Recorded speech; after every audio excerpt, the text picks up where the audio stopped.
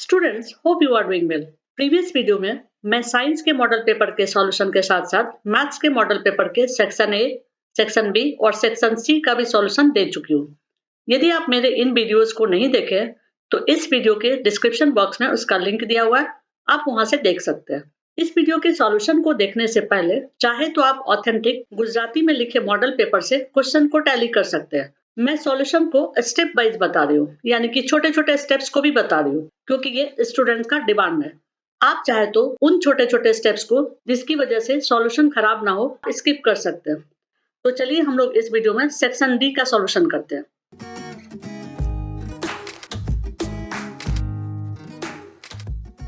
Section D के लिए 20 marks है। Calculate the answer of any 5 questions by calculating as per the following questions. Question number 46 to 53. It means total 8 questions. Each 4 marks.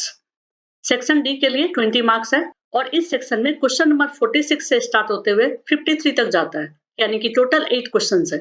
और इन 8 questions में से आपको सिर्फ 5 questions को सॉल्व करना है और हर एक क्वेश्चन के लिए आपको 4 मार्क्स मिलेंगे।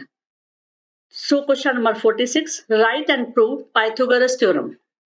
Answer, Pythagoras theorem.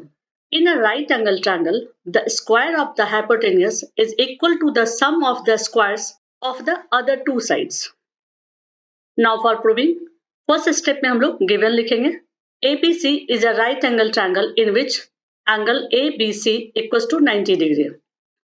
Next step में हम लोग to prove लिखेंगे और लिखेंगे AC square equals to AB square plus BC square. Next step में प्रूविंग करने के लिए चूंकि हम लोग को कंस्ट्रक्शन की जरूरत है तो हम लोग यहाँ कंस्ट्रक्शन लिखेंगे और फिर लिखेंगे draw BD perpendicular to AC. ये ट्रायंगल राइट एंगल ट्रायंगल है और B एंगल पर 90 डिग्री है। इस ट्रायंगल के AC साइड में हम लोग BD लाइन को परपेंडिकुलर ड्रॉ करते हैं, तो वही यहाँ लिखा गया कंस्ट्रक्शन। ओके, जब AC साइड पर BD लाइन को ड्रॉ करते हैं तो ABC ट्रायंगल में 2 अलग अलग ट्रायंगल बन जाता है, ABD और फिर बन जाता है DBC. ओके, तो हम लोग फर्स्ट स्टेप में ट्रायंगल ADB को ट्रायंगल ABC से सिमिलर प्रूव करेंगे और उससे एक इक्वेशन बन जाएगा। फिर सेकंड स्टेप में हम लोग ट्रायंगल DBC को ट्रायंगल ABC से सिमिलर प्रूव करेंगे और उससे भी एक इक्वेशन बन जाएगा। फिर उन दोनों इक्वेशन से हम लोग पाइथागोरस थ्योरम को प्रूव करेंगे। तो हम लोग स्टार्ट करते हैं। In triangle ADB and triangle ABC we have angle A equals to angle A common. Triangle में देख लेते हैं, ABC ट्रायंगल में एंगल A है और यदि हम लोग ADB ट्रायंगल की बात करें तो इसमें भी एंगल A है, इसलिए हम लोग ये स्टेटमेंट दे रहे हैं angle A equals to angle A common, यानी कि एंगल A दोनों के लिए कॉमन है। नेक्स्ट स्टेप है angle ADB equals to angle ABC each equal to 90 degree. इसे भी हम लोग फिगर में देख लेते हैं। एंगल ADB 90 डिग्री बना रहा है और एंगल ABC ये भी 90 डिग्री बना रहा है, जो कि क्वेश्चन में दिया हुआ था, तो ये स्टेटमेंट भी हमारा सही है। फिर हम लोग लिख सकते हैं therefore triangle ADB is similar to triangle ABC by AA similarity criteria. So AD upon AB and this equals to AB upon AC। और जब इसे हम लोग क्रॉस मल्टीप्लाई करेंगे तो नेक्स्ट स्टेप हो जाएगा AB स्क्वायर, ये दोनों मल्टीप्लाई हो गया, equals to AD multiplied by AC, AD multiplied by AC। इसको इक्वेशन 1 मान लेंगे। Now in triangle BDC and triangle ABC we have, जैसा कि मैंने पहले बताया था, angle C equals to angle C common. ये भी इसमें देख लेते हैं। ट्रायंगल ABC में एंगल C है और ट्रायंगल BDC में भी एंगल C है, इट मींस दोनों में कॉमन है, तो यही स्टेटमेंट लिखा गया। अब नेक्स्ट स्टेटमेंट में हम लोग लिख रहे हैं angle BDC equals to angle ABC। अब ये भी देख लेते हैं, एंगल BDC यहाँ पर ये 90 डिग्री है और एंगल ABC यहाँ 90 डिग्री है, जैसा कि क्वेश्चन में दिया हुआ था, यानी कि 2 स्टेटमेंट हमें मिल गया। तो हम लोग लिखेंगे therefore triangle BDC is similar to triangle ABC by AA similarity criteria. So we can write CD upon BC equals to BC upon AC। फिर इसे भी क्रॉस मल्टीप्लाई कर देंगे तो नेक्स्ट स्टेटमेंट हो जाएगा BC square equals to CD multiplied by AC। Okay, और इसे इक्वेशन 2 मान लेंगे। अब इक्वेशन 1 और इक्वेशन 2 को हम लोग ऐड करेंगे।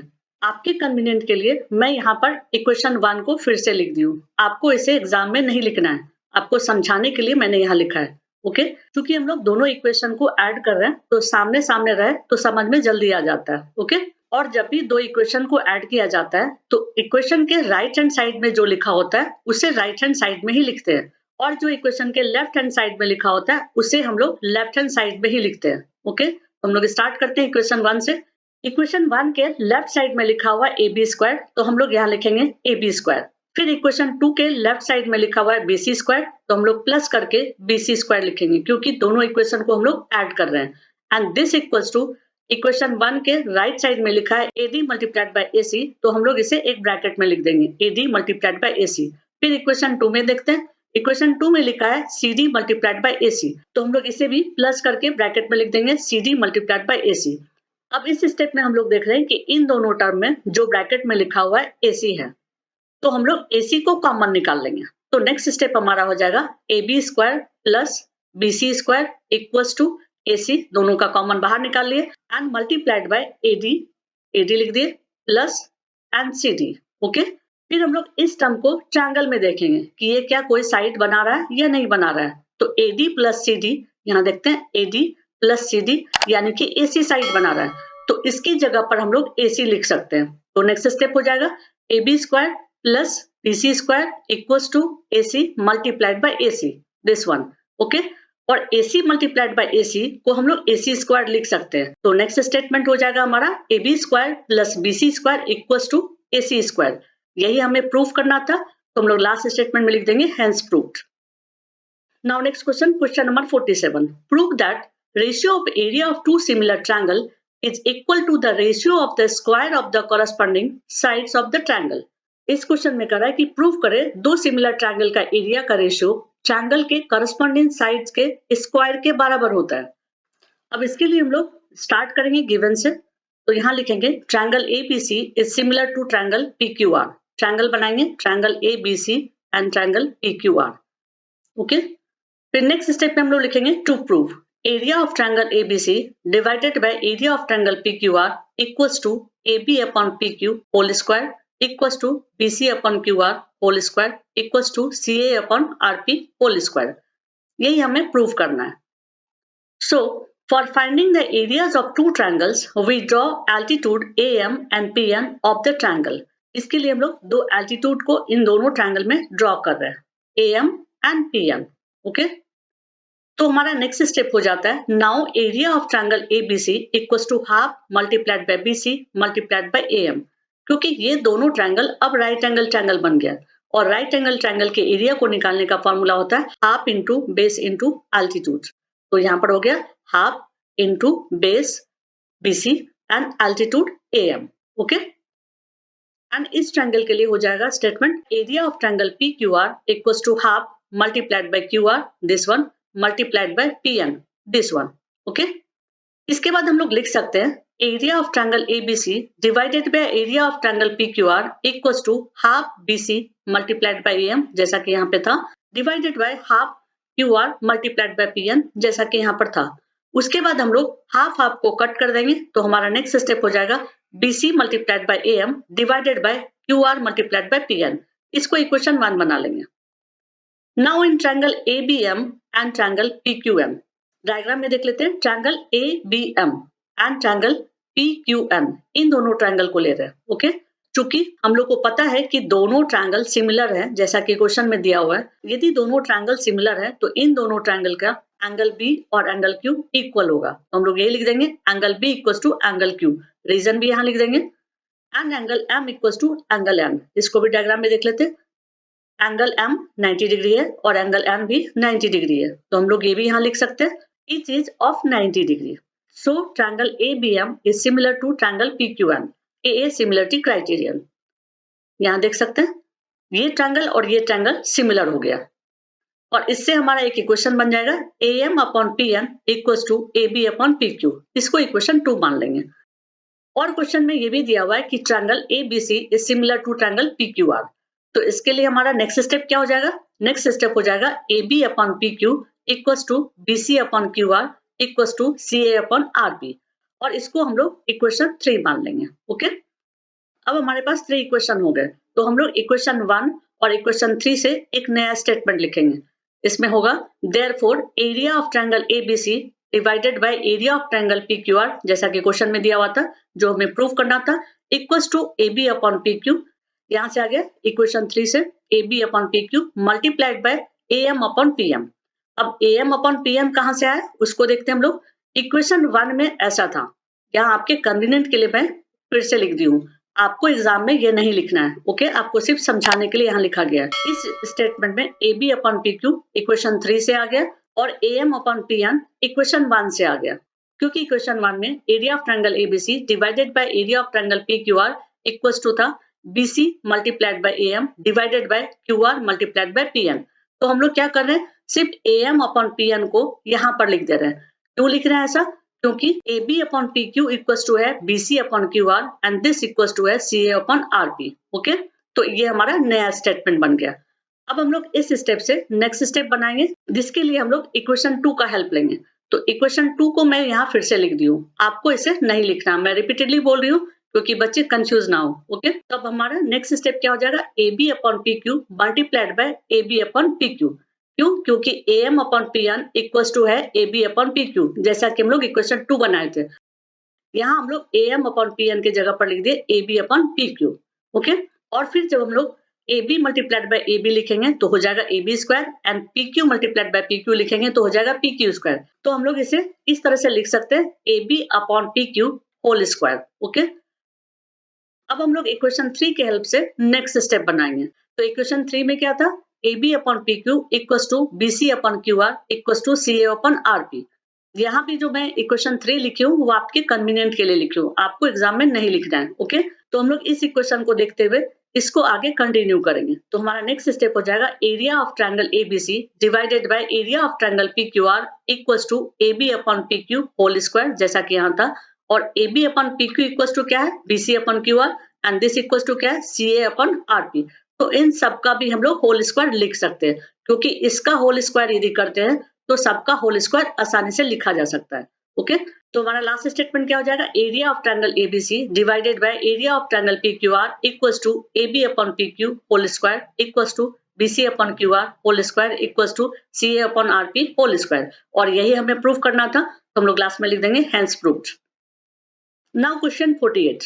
Draw the construction and write the steps of dividing a 7.6 centimeter line segment in ratio 5:8. इस क्वेश्चन में कह रहा है कि एक 7.6 सेंटीमीटर की लाइन सेगमेंट को ड्रॉ करके उसे 5:8 के रेशियो में डिवाइड करें, साथ ही उसके स्टेप्स को भी लिखें।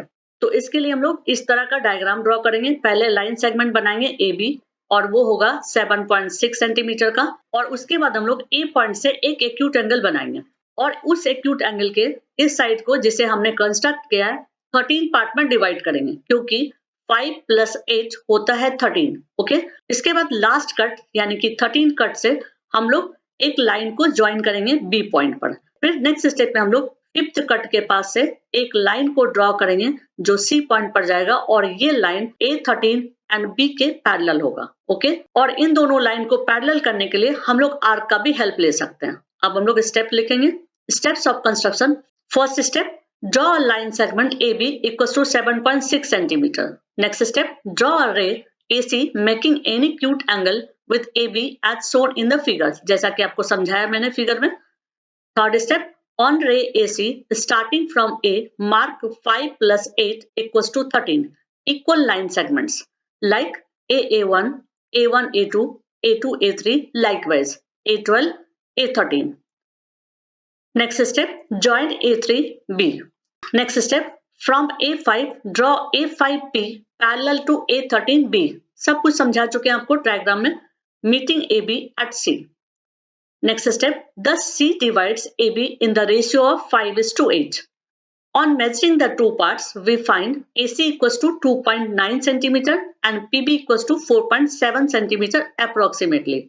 Now justification. ये justification optional है, तो जस्टिफिकेशन में हम लोग लिखेंगे in triangle ABA13 CA5 is parallel to BA13। एक बार फिगर को देख लेते हैं, इस ट्रायंगल की बात कर रहे हैं, ट्रायंगल ABA13, इस ट्रायंगल में ये साइड इसके पैरेलल है। Okay, Therefore, we can write triangle AC5 is similar to triangle AB13. So AC upon CB equals to AA5 divided by A5 A13, and this equals to 5 upon 8. So last statement is AC ratio CB equals to 5 ratio 8. Now next question. Question number 49. Draw a circle of 6 cm. Construct pair of tangents to a circle from a point 10 cm away from its center. Write steps as well. इस question में करा है एक 6 centimetre radius का circle बनाइए और circle के centre से 10 सेंटीमीटर के डिस्टेंस से दो टेंजेंट सर्कल पर बनाइए। साथ ही इसके स्टेप्स को भी लिखिए। इस कंस्ट्रक्शन के लिए हम लोग 6 सेंटीमीटर रेडियस का एक सर्कल ड्रॉ करेंगे। सर्कल ड्रॉ करने के बाद इस सर्कल के सेंटर से 10 सेंटीमीटर के डिस्टेंस पर एक पॉइंट फिक्स करेंगे P, और P पॉइंट से दो टेंजेंट इस सर्कल पर ड्रॉ करेंगे PQ एंड PR। उसके बाद PQ लाइन सेगमेंट को आर्क बनाते हुए बाइसेक्ट करेंगे और फिर इसका भी नेमिंग कर देंगे X एंड Y। ओके, और फिर ये ज्वाइनिंग लाइन जहां पर PQ को टच करता है उसे भी एक नेमिंग दे देंगे M। नेक्स्ट स्टेप में हम लोग MO या MP को रेडियस मानते हुए एक और सर्कल को ड्रॉ करेंगे। अब हम लोग स्टेप्स लिखेंगे। First step, take a point O as centre and 6 centimetre radius, draw a circle. Next step, take a point P such that OP equals to 10 centimeter. Next step, with O and P as centers, the radius more than half of OP, draw arcs above and below OP to intersect at X and Y. ये सब कुछ आपको मैं diagram में समझा चुकी हूँ। Next step, join XY to intersect OP at M. Next step, with M as center and OM as radius, draw a circle to intersect the given circle at Q and R. Next step, join PQ and PR, and PQ and PR are the required tangents where PQ equals to PR equals to 8 centimeter. यहाँ diagram में समझा देती हूँ। जब हम लोग इस तरह का कंस्ट्रक्शन कर लेंगे और P and Q या P and R को मेजर करेंगे तो 8 सेंटीमीटर होगा। Okay, now next question number 50. A tree that breaks due to a storm and bends in such a way that it touches the ground in a way that makes a measure of 30 degrees with the ground. If the distance between the trunk touching the ground and the foot of the tree is 8 centimeter, then find the height of the tree. इस question को मैं diagram से ही समझाती हूँ कि इसमें क्या कहा जा रहा है।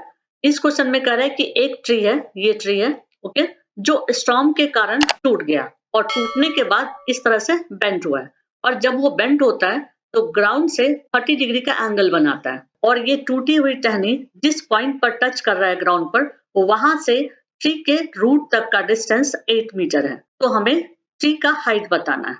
तो हम लोग सॉल्यूशन स्टार्ट करेंगे। Let the height of the tree equals to AB plus AD and given that BD equals to 8 metre. ये AB है और यहाँ पर AD है। जब ट्री स्टॉर्म के कारण टूटा है तो इस तरफ आ गया है, इसलिए हम लोग इस तरह से स्टेटमेंट लिखेंगे। Okay, and BD equals to 8 metre, जो कि आपको समझा चुके हैं।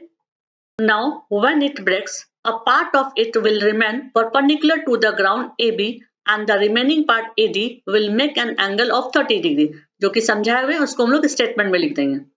Now in triangle ABD cos 30 degree equals to BD upon AD. Next step में हो जाएगा BD equals to √3 AD multiplied by 2। इसको क्रॉस मल्टीप्लाई करते हुए cos 30 डिग्री का वैल्यू लिख दिया। नेक्स्ट स्टेप में हम लोग लिखेंगे AD equals to 2 multiplied by 8 divided by √3। Also in the same triangle tan 30 degree equals to AB upon BD। अब इस एंगल को हम लोग tan 30 डिग्री मान के चल रहे हैं। ओके, और फिर इसे क्रॉस मल्टीप्लाई करते हुए tan 30 डिग्री का वैल्यू रख देंगे। तो नेक्स्ट स्टेप हो जाएगा AB equals to 8 divided by √3। ये 8 जो दोनों ही स्टेटमेंट में आ रहा है वो 8 ये डिस्टेंस है। Okay, therefore height of tree equals to AB plus AD equals to 16 upon √3 plus 8 upon √3। जो यहाँ पर आया था हम लोग का 2 मल्टीप्लाइड बाय 8 16 हो जाएगा एंड डिवाइडेड बाय √3, और यहाँ आया 8 डिवाइडेड बाय √3। तो इसी दोनों को यहाँ लिखा गया। ओके, चूंकि हम लोग लेंथ निकाल रहे हैं ट्री का, इसलिए उसका यूनिट लिख देंगे metre. And this equals to 24 upon √3 metre. जब इसे सॉल्व करेंगे तो ये वैल्यू आएगा, and this equals to 8 √3 metre. ठीक है, now next question. A container is with a cylindrical shape on top of a hemisphere. The diameter of the hemisphere is 14 centimeter and the total height of the container is 13 centimeter. Find the inner curved surface area of the container. इसको भी diagram से ही समझाती हूँ कि क्या कहा जा रहा है इस क्वेश्चन में। इस क्वेश्चन में कहा जा रहा है एक सिलिंड्रिकल शेप का कंटेनर है जिसके टॉप पर हेमिस्फीयर है और इस हेमिस्फीयर का डायमीटर है 14 सेंटीमीटर और टोटल कंटेनर का हाइट है 13 सेंटीमीटर। तो पूछा जा रहा है कि कर्व सरफेस एरिया क्या होगा। तो हम लोग पहले कॉन्सेप्ट को देख लेते हैं। Inner surface area of the container equals to curve surface area of the hemisphere plus curve surface area of the cylinder. ये फुल कंटेनर है तो इसका यदि हम लोग को कर्व सरफेस एरिया निकालना है तो हम लोग इस पार्ट को भी लेंगे और इस पार्ट को भी लेंगे। तो next step, curve surface area of the hemisphere equals to 2 pi r square. Formula है इसका, where r is the radius of the hemisphere. नेक्स्ट स्टेप में हम लोग दूसरा फॉर्मूला लिखेंगे, curve surface area of the cylinder equals to 2 pi r h, where r and h are the radius and height of the cylinder respectively. Now next step, height of the cylinder equals to total height of the container minus height of the hemisphere. इसको देख लेते हैं एक बार, height of cylinder किस तरह से निकाला जाएगा। ये सिलिंड्रिकल एरिया है, इसके हाइट को निकालने के लिए हम लोग क्या करेंगे, इस 13 में हेमिस्फीयर के हाइट को सबट्रैक्ट कर देंगे। Now diameter of the hemisphere d equals to 14 centimetre, जैसा कि क्वेश्चन में दिया हुआ है। तो अब हेमिस्फीयर के रेडियस निकालने के लिए हम लोग 14 में 2 से डिवाइड कर देंगे। तो लिखेंगे radius of the hemisphere r equals to 14 centimetre divided by 2 and this equals to 7 centimetre. Next step, height of the hemisphere equals to radius of the hemisphere r and this equals to 7 centimetre. यहाँ एक बार देख लेते हैं, hemisphere का diameter दिया हुआ था 14 centimetre और जब इसे 2 से डिवाइड कर रहे हैं तो 7 सेंटीमीटर हो रहा है। ये 7 सेंटीमीटर यहाँ से यहाँ तक भी होगा और यहाँ से यहाँ तक भी होगा। यदि हम इस रेडियस को लेते हैं तो वो हेमिस्फीयर का हाइट हो जाता है। Okay, so height of the cylinder equals to total height of the container minus height of the hemisphere. And next step, h equals to 13 centimetre minus 7 centimetre equals to 6 centimetre, क्योंकि total height जो है container का वो है 13 centimetre और hemisphere का जो height है वो 7 सेंटीमीटर है। तो ये वैल्यू आ जाएगा हाइट ऑफ द सिलेंडर का।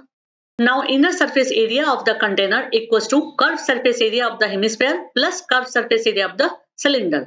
यहाँ इस फिगर में हम लोग समझ लेते हैं, inner surface area of the container का वैल्यू क्या हो जाएगा, curve surface area of the hemisphere and curve surface area of the cylinder. अब हम लोग दोनों के फार्मूला को लिख देंगे। So next step, 2 pi r square plus 2 pi r h। फिर इन दोनों फार्मूला में देख रहे हैं कि 2 पाई r कॉमन है तो हम लोग 2 पाई r को कॉमन ले लेंगे और ब्रैकेट में लिख देंगे r प्लस h। फिर इस फार्मूला में हम लोग वैल्यू को पुट कर देंगे। तो नेक्स्ट स्टेप हो जाएगा 2 मल्टीप्लाइड बाय पाई का वैल्यू 22/7 मल्टीप्लाइड बाय r का value 7 centimetre and multiplied by फिर से r का वैल्यू एंड प्लस h का वैल्यू 6 सेंटीमीटर। फिर नेक्स्ट स्टेप के लिए हम लोग इन दोनों 7 को कैंसिल कर देंगे। तो नेक्स्ट स्टेप हो जाएगा 2 यहाँ से आ गया मल्टीप्लाइड बाय 22 यहाँ से आ गया मल्टीप्लाइड बाय इन दोनों को ऐड करके 13। क्योंकि हम लोग एरिया निकाल रहे हैं तो यूनिट हो जाएगा सेंटीमीटर स्क्वायर और वैसे भी हम लोग यहाँ देख रहे हैं कि 1 सेंटीमीटर यहाँ है और मल्टीप्लाइड बाय इन दोनों का 1 सेंटीमीटर आएगा। तो centimetre multiplied by centimetre, centimetre square. Next step के लिए इसको सॉल्व कर देंगे तो वैल्यू आ जाएगा 572 एंड यूनिट हो जाएगा सेंटीमीटर स्क्वायर। लास्ट में हम लोग स्टेटमेंट लिख देंगे, therefore inner surface area of the container equals to 572 centimeter square. Now next question, find the mean deviation of the following distribution using assume mean method. मैं इस question के लिए दो मेथड का यूज कर रही हूँ। ओके, इस क्वेश्चन का डाटा यहाँ दिया हुआ है। इस क्वेश्चन को जब हम assume mean method से सॉल्व करते हैं तो हमें 5 कॉलम्स बनाने होते हैं, 1 2 3 4 5, जिसमें फर्स्ट कॉलम में हम लोग क्लास इंटरवल को लिख देते हैं और क्लास इंटरवल लिखने के बाद सेकंड कॉलम में या तो आप फ्रीक्वेंसी को लिखिए या फिर मीन क्लास इंटरवल को लिखिए। तो मैं यहाँ पर सेकंड कॉलम में मीन क्लास इंटरवल को लिखी हूँ। मीन क्लास इंटरवल निकालने के लिए क्या करना होता है, इन दोनों वैल्यू को ऐड करना होता है और 2 से डिवाइड करना होता है। तो इस तरह से हमारा मीन क्लास इंटरवल निकल जाएगा और जो क्वेश्चन में दिया हुआ है फ्रीक्वेंसी उसको मैंने इस कॉलम में लिखा है, ये फ्रीक्वेंसी को। ओके, फिर फ्रीक्वेंसी को हम लोग टोटल करके भी लिख देते हैं और उसके बाद डेविएशन निकालते हैं। डेविएशन का फॉर्मूला होता है di equals to xi minus a। a means होता है एज्यूम मीन। एज्यूम मीन निकालने के लिए बहुत ही सिंपल तरीका बता रही हूँ। जितने फ्रीक्वेंसी क्वेश्चंस में दिए हुए हैं उन फ्रीक्वेंसी को ऊपर से भी कट कीजिए और नीचे से भी कट करते जाइए। तो फर्स्ट ऊपर से भी कट किया, नीचे से भी कट किया, सेकंड ऊपर से भी कट किया, नीचे से भी कट किया, थर्ड ऊपर से भी कट किया और नीचे से भी कट किया। तो यहाँ देख रहे हैं कि फ्रीक्वेंसी सब खत्म हो जा रहा है। तो इस केस में हम लोग क्या करेंगे, ये जो सेंटर वाला 2 नंबर है उसमें से किसी एक को चूज कर लेंगे, चाहे तो 7 चाहे तो 6। ओके, और इसके पैरेलल में जो हमारा मीन क्लास इंटरवल आया उसे एज्यूम मीन मान लेंगे। ओके, यदि फ्रीक्वेंसी ऑड नंबर में दिया हुआ है तो ऑटोमेटिकली सेंटर वाला जो नंबर होगा उसके सामने वाला मीन क्लास इंटरवल का जो वैल्यू है वो एज्यूम मीन हो जाएगा। ओके, नेक्स्ट कॉलम में हम लोग डेविएशन निकालेंगे। डेविएशन का फॉर्मूला होता है di equals to xi minus a means assume mean. इसके लिए हम लोग क्या करेंगे, xi में एज्यूम मीन को सब्ट्रैक्ट करेंगे। तो 17.5 में जब 47.5 को सब्ट्रैक्ट करेंगे तो माइनस में वैल्यू आएगा। फिर इसी तरह से हर एक स्टेप के लिए करेंगे, यानी कि 32.5 से भी 47.5 को सब्ट्रैक्ट करेंगे तो आ जाएगा -15। फिर 47.5 से 47.5 को सब्ट्रैक्ट करेंगे तो आ जाएगा 0। फिर 62.5 से 47.5 को सब्ट्रैक्ट करेंगे तो आ जाएगा 15। फिर 77.5 से 47.5 को सब्ट्रैक्ट करेंगे तो आ जाएगा वैल्यू 30। फिर 92.5 से 47.5 को सब्ट्रैक्ट करेंगे तो आ जाएगा वैल्यू 45। नेक्स्ट कॉलम में हम लोग fi मल्टीप्लाइड बाय di लिखेंगे, यानी कि इसके वैल्यू को और इसके वैल्यू को मल्टीप्लाई करके इस कॉलम में फिल अप करेंगे। ओके, तो 2 multiplied by -30 equals to -60, 3 multiplied by -15 equals to -45। Likewise इस तरह से करते जाएंगे और लास्ट में इन सब का सम टोटल कर लेंगे। फिर हम लोग एज्यूम मीन का फॉर्मूला लिखेंगे। एज्यूम मीन का फॉर्मूला होता है mean equals to a plus summation of fi di divided by summation of f। Summation मतलब सम टोटल। ओके, फिर इसमें वैल्यू को पुट कर देंगे। तो एज्यूम मीन का वैल्यू क्या था, 47.5, तो यहाँ लिख देंगे 47.5। और समेशन ऑफ fi di का वैल्यू क्या था, 435, तो यहाँ लिख देंगे 435। एंड समेशन ऑफ फ्रीक्वेंसी का वैल्यू क्या था, 30, तो यहाँ हम लोग लिख देंगे 30। फिर इसे सॉल्व कर देंगे। सॉल्व करते वक्त थोड़ा ध्यान रखा जाता है, पहले हम लोग इसको सॉल्व करते हैं और इस वैल्यू को बाद में इसमें ऐड करते हैं। ओके, तो हम लोग इसको सॉल्व करते हैं तो वैल्यू आता है 14.5 और फिर हम लोग इन दोनों को ऐड कर देते हैं तो वैल्यू आता है 62। So mean equals to 62। अब मैं सेकंड मेथड बता रही हूँ सेम क्वेश्चन का। इसको हम लोग करेंगे स्टेप डेविएशन मेथड से। ओके, क्वेश्चन सेम है। इसके लिए भी हम लोग 5 कॉलम्स को बनाएंगे। फर्स्ट कॉलम में क्लास इंटरवल लिखेंगे, सेकंड कॉलम में मीन क्लास इंटरवल लिखेंगे, थर्ड कॉलम में फ्रीक्वेंसी लिखेंगे एंड फोर्थ कॉलम में डेविएशन लिखेंगे। और इसके लिए फॉर्मूला होगा ui equals to xi minus a divided by h। ये h जो है वो क्लास इंटरवल का हाइट है। अब क्लास इंटरवल का हाइट कैसे निकाला जाता है वो मैं बताती हूँ। यदि ये क्लास इंटरवल है तो ये लोअर लिमिट कहलाएगा और ये हायर लिमिट। तो हायर लिमिट से लोअर लिमिट को जब सब्ट्रैक्ट करते हैं तो क्लास का हाइट निकलता है। ओके, और किसी भी क्लास इंटरवल को लेकर के हम हाइट निकाल सकते हैं। तो इस तरह से हमें हाइट का वैल्यू पता चल जाएगा और इस फॉर्मूला में हम लोग xi माइनस a करेंगे, यानी कि xi minus a undivided by height करते हुए सब वैल्यू को निकाल लेंगे। तो वैल्यू हमारा इस तरह से आएगा और फिर हम लोग लास्ट कॉलम में fi मल्टीप्लाइड बाय ui कर देंगे, यानी कि दिस मल्टीप्लाइड बाय दिस, और फिर इस तरह के वैल्यूज आ जाएंगे। जैसे 3 multiplied by -1 equals to -3 and 7 multiplied by 0 equals to 0। Likewise फिर हम लोग इस मेथड में भी फ्रीक्वेंसी का टोटल कर देंगे और फिर fi ui का भी टोटल कर देंगे। तो यहाँ इस टेबल का जो वैल्यू आता है सम टोटल में 29 आता है। यहाँ मैं हाइट निकालने का फॉर्मूला भी लिख दी हूँ। Height of the class interval equals to higher limit minus lower limit, और एक एग्जांपल ले लिए 25 माइनस 10 इक्वल्स टू 15। अब हम लोग डेविएशन मेथड का फॉर्मूला लिख लेंगे। फॉर्मूला है a plus summation of fi ui divided by summation of f multiplied by h, और फिर इसमें वैल्यू को पुट कर देंगे। तो a का वैल्यू था 47.5, यहाँ देख लेते हैं 47.5। फिर समेशन ऑफ fi ui का वैल्यू है 29, तो यहाँ लिख देंगे 29 एंड समेशन ऑफ f का वैल्यू है 30, तो यहाँ लिख देंगे 30, और h हमने निकाला 15, तो यहाँ लिख देंगे 15, और फिर इसे सॉल्व करेंगे। यहाँ भी इसे सॉल्व करने के लिए थोड़ा सा ध्यान रखना पड़ता है कि पहले हम ब्रैकेट को सॉल्व कर लें और जो वैल्यू है उसे हम लोग 15 से मल्टीप्लाई कर दें, और उसके बाद जो वैल्यू आएगा उसे हम इससे ऐड करेंगे। ओके, तो जब हम इसे सॉल्व करते हैं तो वैल्यू आता है 0.966 मल्टीप्लाइड बाय 15। फिर इन दोनों को जब मल्टीप्लाई करते हैं तो वैल्यू आता है 14.5, और जब इन दोनों को ऐड करते हैं तो वैल्यू आता है 62। पहले मेथड में भी देखिए आंसर आया था 62, ये 62, और इस मेथड से भी जब हम बना रहे हैं तो आंसर आ रहा है 62। Now question number 53. This is the last question. The following table gives the weight of 30 students. Find the median average of the weight of the students. ये डाटा दिया हुआ है इस क्वेश्चन में हम लोग को मीडियन निकालना है। इस क्वेश्चन को सॉल्व करने के लिए हम लोग इस तरह से 3 कॉलम्स बना लेंगे और फर्स्ट कॉलम में हम लोग क्लास इंटरवल जो वेट का दिया हुआ है क्वेश्चन में उसको लिख देंगे, this one. And second column में फ्रीक्वेंसी लिख देंगे जो यहाँ दिया हुआ है और थर्ड कॉलम में हम लोग कम्युलेटिव फ्रीक्वेंसी निकालेंगे। कम्युलेटिव फ्रीक्वेंसी निकालने के लिए हम लोग फर्स्ट स्टेप में इस 2 को लिखेंगे जो फ्रीक्वेंसी में दिया हुआ है। फिर नेक्स्ट स्टेप में हम लोग 2 + 3 को ऐड करेंगे तो हो जाएगा 5। फिर 5 + 8 को ऐड करेंगे तो हो जाएगा 13। इसी तरह से सबको ऐड करते हुए आगे लिख देंगे, ओके। और फिर फ्रीक्वेंसी को टोटल कर लेंगे 30, क्योंकि यहाँ पर क्वेश्चन में दिया हुआ है 30 स्टूडेंट्स। इसके बाद हम लोग सॉल्व करना स्टार्ट करेंगे। We have n equals to summation of fi equals to 30। फिर हम लोग 30 को 2 से डिवाइड कर देंगे तो आ जाएगा value 15।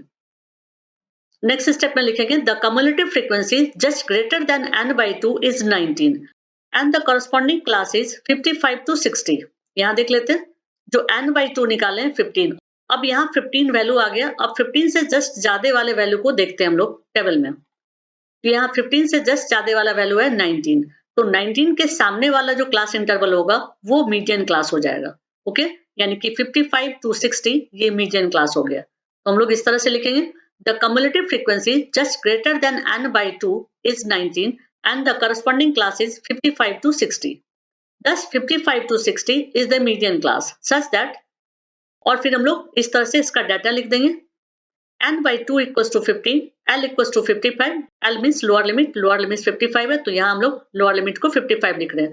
And f equals to frequency जो है 6 है। यहाँ एक बार देख लेते हैं टेबल में, इसका फ्रीक्वेंसी क्या है 6। तो ये चीज हम लोग यहाँ लिख देंगे f equals to 6 and cumulative frequency क्या है 13। इसको भी देख लेते हैं। कम्युलेटिव फ्रीक्वेंसी के लिए हम लोग मीडियन क्लास के जस्ट ऊपर वाले कम्युलेटिव फ्रीक्वेंसी को लेते हैं। तो जस्ट ऊपर वाला कम्युलेटिव फ्रीक्वेंसी क्या है 19 के ऊपर 13, तो हम लोग वही यहाँ लिख रहे हैं cumulative frequency equals to 13 and h equals to 60 minus 55। ये जो क्लास इंटरवल हमने लिया था 55 to 60, इसमें हायर लिमिट से लोअर लिमिट को सब्ट्रैक्ट करेंगे तो यहाँ h का वैल्यू हो गया 5। इसके बाद हम लोग मीडियन का फॉर्मूला लिख देंगे। मीडियन का फॉर्मूला होता है L plus n/2 minus cumulative frequency whole divided by frequency and whole multiplied by height. ये फ्रीक्वेंसी मीडियन क्लास के सामने वाला जो फ्रीक्वेंसी है उसे कहा जा रहा है, यानी कि 6 को कहा जा रहा है। और इस फॉर्मूला में फिर हम लोग वैल्यू को पुट कर देंगे तो L के जगह पर आ जाएगा 55, क्योंकि इस क्लास इंटरवल का लोअर लिमिट क्या है 55। और n/2 के जगह पर 15 आ जाएगा, क्योंकि n/2 का वैल्यू निकला था 15 और कम्युलेटिव फ्रीक्वेंसी का वैल्यू आया था 13 तो हम लोग यहाँ लिख देंगे 13 एंड फ्रीक्वेंसी का वैल्यू आया था 6 तो हम लोग यहाँ लिख देंगे 6 और हाइट हमने निकाला था 5 तो यहाँ लिख देंगे 5। फिर इसे सॉल्व कर देंगे। सॉल्व करने के लिए पहले हम लोग ब्रैकेट को सॉल्व करेंगे। तो ब्रैकेट को जब हम सॉल्व करते हैं तो वैल्यू आता है 2/6। तो हम लोग नेक्स्ट स्टेप में लिखेंगे median equals to 55 plus 2/6 multiplied by 5 और नेक्स्ट स्टेप के लिए फिर इसे सॉल्व कर देंगे। तो इसे सॉल्व करने पर वैल्यू आता है 1.67 और इस 55 को डायरेक्टली लिख दे रहे हैं और फिर इन दोनों को ऐड कर देंगे तो वैल्यू आ जाएगा 56.67। लास्ट में स्टेटमेंट लिख देंगे hence the median weight equals to 56.67 kg। That's it. यदि आपको वीडियो पसंद आए तो लाइक कर दीजिएगा और आगे के वीडियोज को देखने के लिए सब्सक्राइब कर दीजिएगा।